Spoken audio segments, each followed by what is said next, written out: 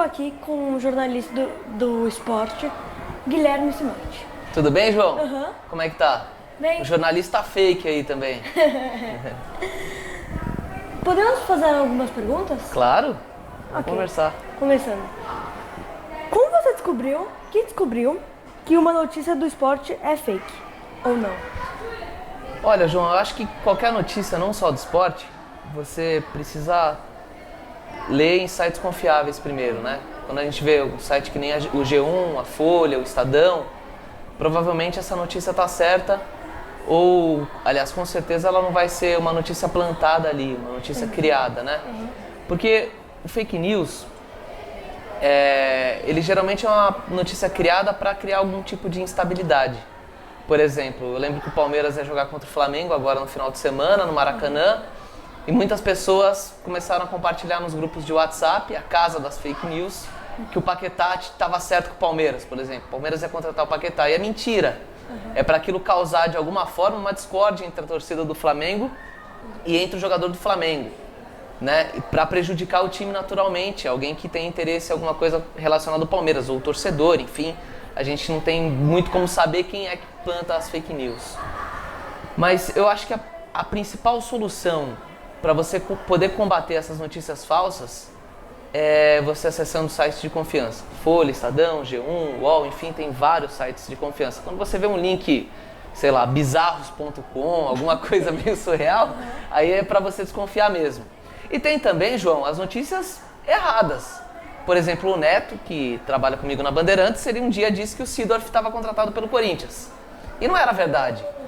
Só que eu tenho quase certeza, aliás, que, sei lá, algum empresário deve ter falado para ele para tentar criar um tipo de notícia. E ele acreditou. O jornalista precisa sempre ouvir dois lados. Sempre o lado do jogador e sempre o lado do time. Não adianta nada o jogador falar, eu tô certo com aquele time, só que aquele time não quer contratar ele. Né? Então tem a fake news e tem a barrigada. São coisas diferentes que parecem ser a mesma coisa, mas nem sempre são. Você já entrevistou alguém que sofreu fake news? Se sim, qual foi a fake news? Alguém que já sofreu fake news? Uma vez eu quase fui atrás de um jogador por causa de uma fake news. Um dia eu trabalhava na Rádio Globo, na CBN, e aí chegaram e disseram pra mim que o Liedson tinha sido roubado. O Liedson é um ex-jogador do Corinthians, que foi, enfim, campeão do Corinthians, tinha sido roubado, eu não lembro o que era. E aí tava todo mundo preocupado. Pô, Liedson, eu nem vi a notícia, me contaram. Alguém da redação falou, pô, Simati, o Liedson foi roubado. E eu fui atrás disso, fui tentar achar o Liedson. E quando eu fui ver, era uma fake news, era mentira. Então ainda bem que eu não consegui falar com o Liedson. Já pensou como seria? Será? Pô, Liedson, você foi roubado? Eu não. Como é que você sabe disso? Não, eu vi na internet. Não, mas é mentira, fake news. Já aconteceu de eu pensar em ir atrás de um entrevistado por causa de uma fake news e não aconteceu. Ainda bem que não foi roubado, né? Ainda bem. Você já falou alguma fake news sem saber? Se sim, qual? Não.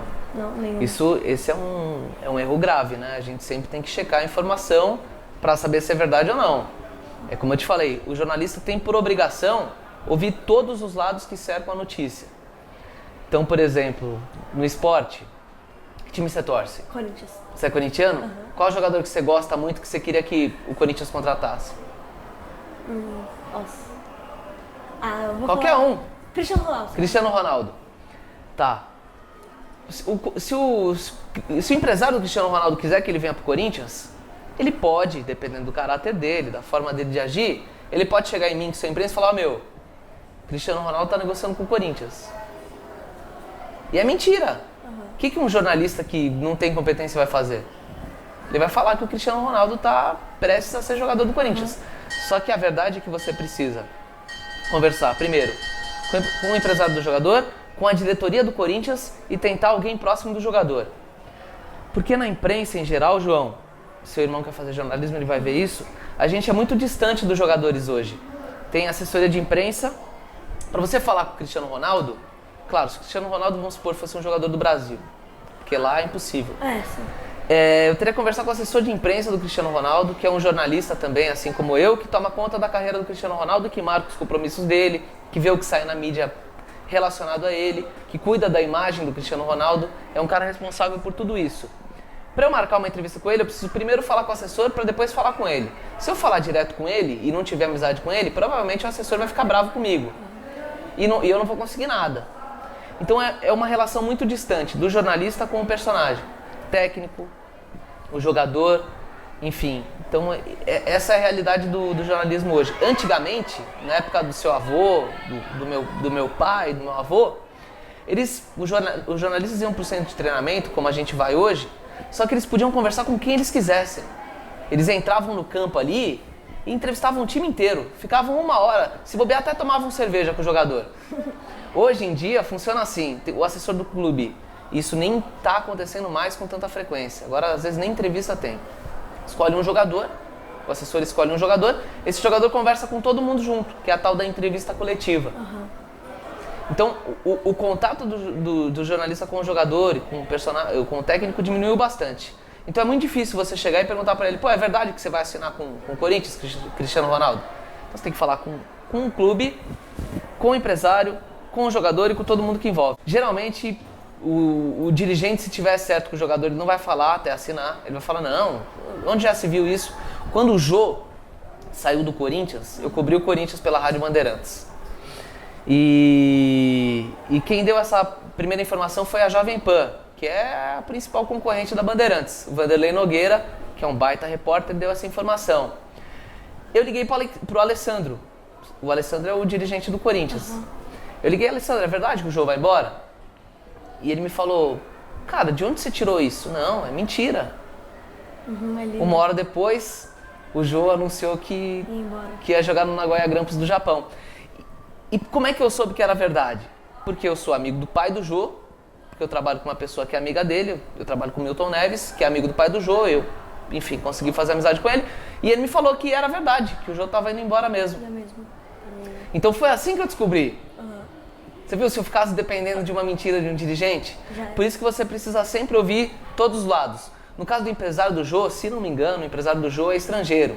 Então também não tem como eu ter contato com um cara, sei lá, eu não sei, vamos supor, um dirigente português, um empresário português. Eu não tenho como ter contato com o cara, né? É muito difícil.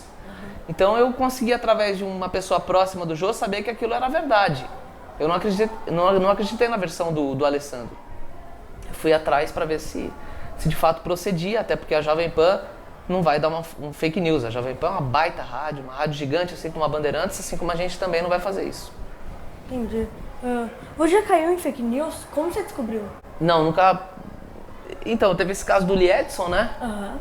Que, enfim, chegou uma informação que era errada, mas o jornalista que é sério, ele vai cair na fake news até a página 2, né? É muito difícil você cair em fake news hoje, é só você ver quem está divulgando aquilo, né? Você consegue ver o código do site. Se você vê lá que é um site que você não conhece, não vai acreditar. João, fora do esporte, uma eleição foi resolvida através de fake news agora. Pô, uma eleição de presidente da República. E não só aqui no Brasil, nos Estados Unidos também. Eu não sei, sinceramente, eu acho que tem muita gente inocente que cai em fake news, que é normal cair, mas tem muita gente que usa isso de forma maldosa também. No esporte, na política, em qualquer editoria que exista. Acho que as pessoas, elas usam a fake news conforme as interesses também. Não é todo mundo que é inocente. Então foi isso, muito obrigado. Eu sou João Nussmann para TV Dante.